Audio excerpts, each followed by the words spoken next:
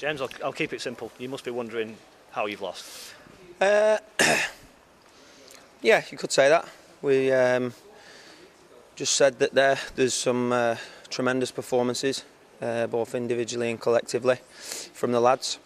And everything went to plan. We did our homework on Bury. We had a game plan. I thought the lads stuck to it magnificently, and forced them to change at half time. And then that threw us a little bit. Don't know why, but they matched us up, went 4-4-2 or 4-4-1-1, and we just it just threw us a little bit, and we conceded the goal in the second half. But I said to the lads, the way we started the game, the way we quietened the crowd down, the foothold we had in the game, I thought we were the better side in the first half and for large parts of the second. Even though we were conceding possession, they weren't really hurting us or penetrating us. I think they've had 4 shots and scored 2 goals, which at that end, I suppose you get what you pay for, don't you? Strikers, that's why they're the most valuable players in football. And after the defender got sent off, I thought we could have moved the ball a little bit quicker to draw them out and to get people in pockets that they'd vacated, and we didn't really do that. At times we did it, and you could see it was evident that it was the right thing to do, but at other times we didn't, and we didn't have that killer instinct to go and get the equaliser or in fact the winning goal, which I thought we were more than capable of today. But the lads, in the first half, stuck to the game plan, worked to treat, quieten the crowd down, got a foothold in the game, as I said, and we conceded. And one of the most pleasing things for me was the reaction to the goal that Bury scored in the first half. The lads, thought they reacted magnificently, because sometimes when you've got such a strong foothold in the game, a goal against can rock you mentally, but we went straight back after them and asserted our authority on the half again and created 2 more gilt-edged chances. I thought we could have come in at half-time 3 or 4-1, but as you know, in football, that's not the case. The second half, we had a chance, and how often in football does it happen that one side has a chance and they miss, and then the other side goes up and scores straight away, almost.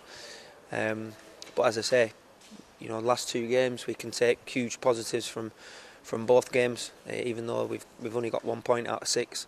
But we'll keep working. We'll come back in whenever the lads are in training next. I'll decide that, and we'll work as hard as we can to improve individually and collectively as a unit. Will you play worse than that this season and win? Probably, yeah. You know it. You know that'll happen. I'm sure teams have played. We've done it ourselves. I suppose it's all right playing well, and if you're entertaining the fans or whatever it is, but you ask the lads in there what they're more bothered about. More bothered about playing well and playing fancy football and all nice patterns, or are they bothered about when they get in that dressing room that they've got 3 points under the belt? I know what I'd like to play good football and win. But winning, it's a winning business. It's a results business. We're here to get points, and as I said, we weren't that far away from getting them today. You just got to roll the sleeves up and keep battling away in the trenches.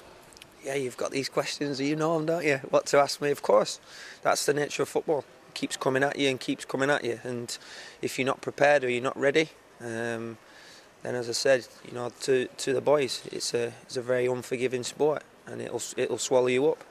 But none of the lads that are in that dressing room are ready for that yet. And like you say, we'll roll the sleeves up and we'll keep working as hard as we do. I think you'll see by the way we played. We played Bury to a T in the first half. I said to the lads, it's not just me saying stuff to them that me and Paul and John prepare. It's when they go out and they put it into practice and they see that it works, that you get the best response. And it worked a treat in the first half. Cal got another goal, played really well, could have had another. I guess that's the way to respond to speculation, isn't it? Well, yeah, we're not too bad. Cal's as I said to you, I don't want to sell my best players for anything. So we need him, and he's shown his talent today. And what I and what Cal needs for himself is for him to show that on a regular basis, because he's got it in the locker. And when he's on form like that, he can single-handedly take teams on. How hopeful are you that you can keep this group of players together when the window shuts? I'm determined, very determined. I think there's